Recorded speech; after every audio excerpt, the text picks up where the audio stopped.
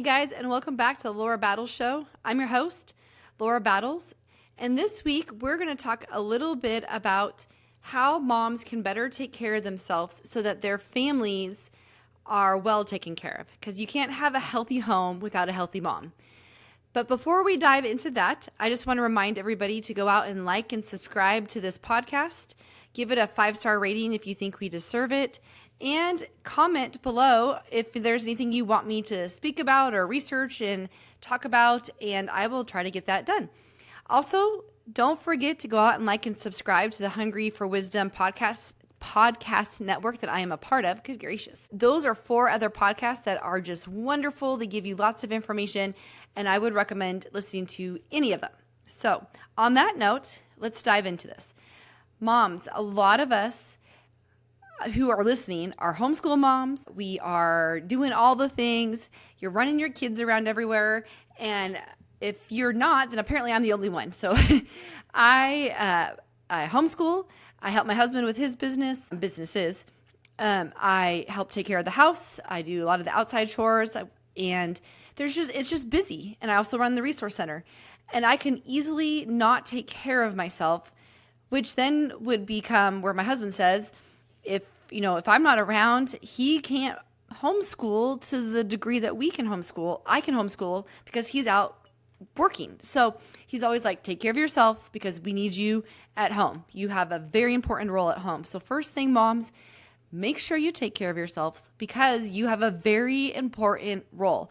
Whether or not you homeschool, you are still there. I mean, moms have an amazing role in the house. We are the keeper of schedules. We are the keeper of all the feelings. We're all the things to our kids. We are there for them. And I'm not saying that dads don't have an important role in the house. I'm just specifically speaking to moms right now about how important it is for us to take care of ourselves. So I went out and did some research to prove to you all you need to take care of yourself. And I'm also going to say that I do not do the best at some of these things. And so if you see me out in public and you're like, hey, Laura, have you done these things? Call me on it, because I'm going to be like, no, I probably haven't. So here we go. The first one. Most adults need 7 to 9 hours of sleep. I run on the lower end of that. I usually run about 7 hours of sleep, but my body could definitely use more. I just don't give myself that kind of time. And I can tell because when I start getting into the only sleeping 5 to 6 hours, I get cranky, I get moody, I'm taking naps in the middle of the day, which my kids don't always mind because then I'll turn on the TV and they can watch a TV show. But I don't like to do that. And so then I just start to tank by the end of the day. And so most adults need 7 to 9 hours. However, interesting fact here, women need about 20 to 30 minutes more than men do on average. And you may say, oh, that's interesting. Well, I mean, if you think about it, not really. We as women are more complex. Our bodies are more complex. We have way more going on, whether you're in the stage of making babies, nursing those babies, feeding those babies, running after those babies, or in the stage of life where I'm at right now, I'm driving them around. I'm up early to exercise before them. I'm to bed late after them so that I can do the resource center stuff. Our bodies need to sleep. And so women need about 20 to 30 minutes more a night. And a lot of times, women are the ones who get their sleep interrupted more. Think about late night baby feedings. I know that lots of women put boundaries on that. If that's something that you can do, I would encourage you to do that. My babies, I just fed them on demand. They would wake me up from sleep all the time. Now they are supposed to stay in their rooms as they've gotten older, and they do pretty well at that. And they don't necessarily want to crawl into bed with me anymore, or with us anymore. So that really has limited the amount of sleep interruptions. But still, women get a lot more sleep interruptions than men do. We carry the multitasking load. And God wired us that way. That's how it is. But just know that because we are these more complex creatures, we need more sleep. So if you're only scheduling yourself for 4 to 5 hours a night, please stop. Please give yourself 7 to 9. If you wake up in the morning feeling refreshed, you don't have to wake up to an alarm clock, you've hit the ground running, you know you've gotten enough sleep, whether that's 7 hours or 9 hours. If you wake up really groggy and you're not able to function during the day, you might need a little bit more. I also know that my body very much goes with the way the sun cycles are. So in the winter, even though I wake up about 6 o'clock all the time, in the wintertime, it is so much harder for my body to wake up than in the summertime when the light is already up. My chickens, I can hear them out there talking and pecking the ground. So just be aware of those things also. I also know that women's cycles affect their sleep. So just as a whole, women, get more sleep. This is a great way for you to just to tell your husband, hey, you can put the kids to bed a couple nights a week. I'm going to go to bed early because I need more sleep. So make sure you are getting enough rest. Okay, so the next thing I want to go over is our nutrition. And I'm not going to dive into a lot of all the food things out there. I would say if you want to go down all the rabbit holes, join a co-op because they will tell you all the foods to avoid, how to make sourdough, how to not make sourdough, how to eat the red dye 40s, how to not eat the red dye 40s, all the things. So I'm not going to tell you what to eat or what not to eat. I'm just going to tell you, just be aware of what you are eating. If all you're eating in a day is a Diet Coke and Reese's peanut butter cups, hey, I have been there. And my best friend told me to knock it off. My husband told me to knock it off. And so I started eating more nutritious meals. And lo and behold, I felt better. It's funny how by the end of the day, I'm like, oh man, I have no energy. And my husband would come home and he's like, have you eaten anything besides a Diet Coke and Reese's peanut butter cups? And I was like, no. And so he was like, okay, start eating more regular foods and you'll start feeling better. And I surprisingly started feeling better. I would definitely recommend eating more nutritiously, whether that is you eliminate dyes in your family or you eat sourdough or you don't cook all your meals from processed foods. But I also know that life is busy. So just try to eat something more than like a soda or a Monster and some candy. Give your body some fuel. So between sleeping and nutrition, if you can get those two things in alignment, your whole family is going to be better off. Because if you are doing this, your kids are going to do this and your husband is going to do this. Now, if you want to something like switch directions, you might want to give them some warning. Say, hey guys, we're going to start going healthier and maybe make just a little bit of a change at a time. Make a 1 degree change. Because if you make a 1 degree change, if you're going like straight up and down and then you make a 1 degree, over time, you can drastically change course. But I would definitely say if you aren't doing a lot of these things, don't just suddenly change because you'll burn out really quickly. So make one change a week, make one change a month, make it a goal to every quarter do something different than you were doing the previous quarter. And by the end of the year, you'll be able to look back and say, hey, no longer am I eating a Diet Coke and a Reese's peanut butter cup. I'm now eating a turkey wrap for lunch. My kids and I have stopped eating out 3 days a week, and now we're only eating out 2 days a week. Those little changes add up, and they change your whole family and your whole family's future. Just also in all that, give yourself a little bit of grace and some pats on the back to make those changes. When my kids were younger, we ate at McDonald's a lot. And I'll just be transparent. We did. And now I look back and I think, oh man, I wish I had made healthier choices. But now I know how bad McDonald's is and how awful it is. And we no longer eat there. They want to eat there. But I try to, if we're going to eat out at fast food, like the fast food burger joints, we try to go somewhere where I think it is slightly healthier. And I say that jokingly because fast food is not overly healthy, but I would much rather give them not everything being a soy product. So I try. Sometimes I fail. We all do. We're going to be there. McDonald's is going to be where we go. But I do try to say, if we're going to eat out, let's try to go not McDonald's. But if your family likes McDonald's and that's their treat once a week, then by goodness, go do it. If it makes your family happy. All right. So some other things you can do. Stay hydrated. Like I said, don't just drink Diet Coke and Monsters and all those other things. Drink water. If you don't like just plain water, put some lemon in it, put some lime in it. I like to add a little bit of Crystal Light to mine, so I get a little strawberry flavor to it. Just try to drink more water than you do the other products. Even don't drink more coffee, don't drink more tea, drink the water. That will help you stay hydrated. It does wonders for your skin. It just gives you that dewy, fresh look.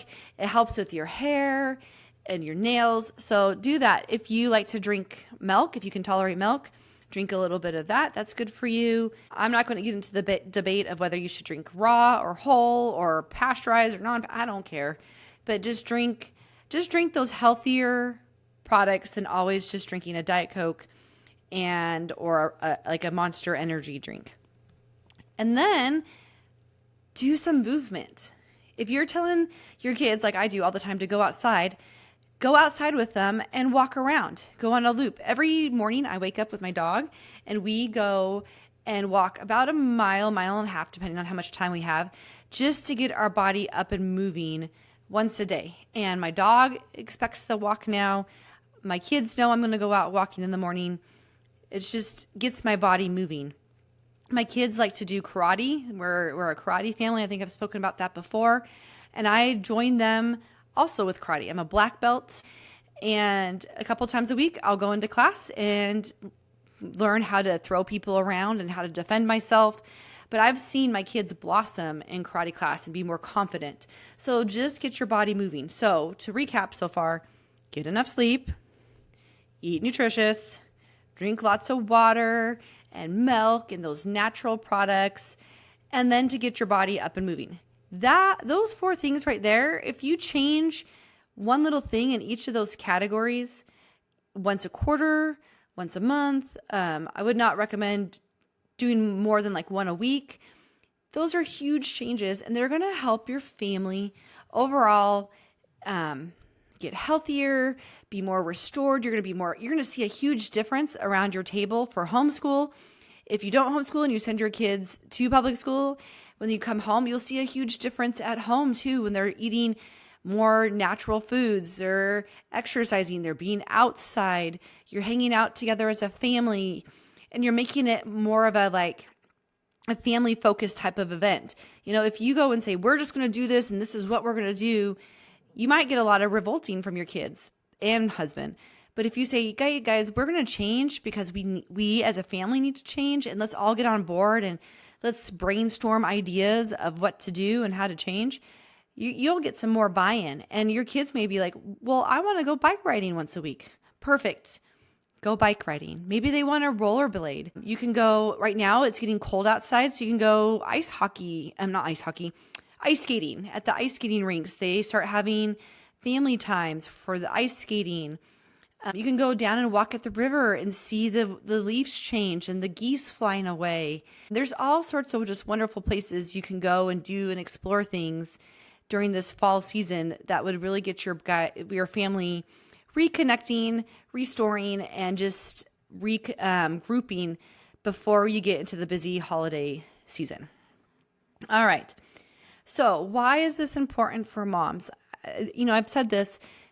As moms, we set the tone in the house. Have you ever noticed on days where you're grumpy, everybody else is grumpy? Or when you're happy, everybody else is happy? I mean, you set the tone for the house. And whether or not we should or shouldn't, and it's just the way that it is, just know that the healthier and happier and more rooted in the Word of God and just taking care of yourself, your family will follow suit. I can definitely tell on days that I'm grumpy and I wake up on the wrong side of the bed, everybody else is grumpy, and somehow they have all woken up on the wrong side of the bed. On days where I have started off the day in prayer and speaking and connecting with God first, and then going out and walking, things go a little bit better. It's not to say that if you do these things, then this will happen.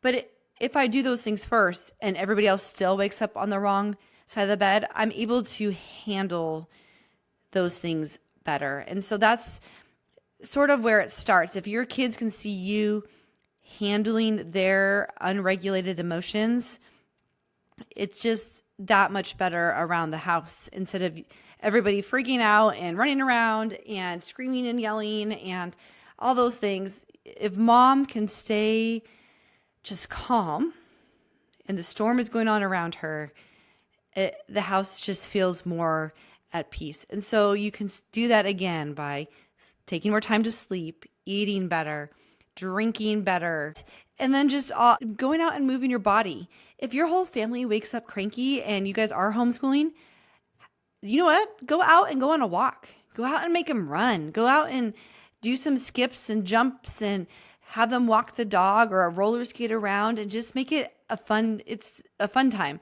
It's crazy how easily kids can get in and out of like a funk when you go out and make something silly. So I like to, we'll get around the table in the morning and do our memory verses. And sometimes they won't all say it or anything like that. And if I start, saying it silly or we say it in a weird voice, all of a sudden they just sort of break out of that like grumpiness and we can sort of get out of that. And so that just starts with you, the mom, and just know that is a heavy burden to carry, but man, it's good to carry because as moms, we're so needed. And so I just want to encourage you. You may sit here and say, oh man, Laura, you're just talking about all these things that is so hard to do. And I never get thanked. And my family's always grumpy with me.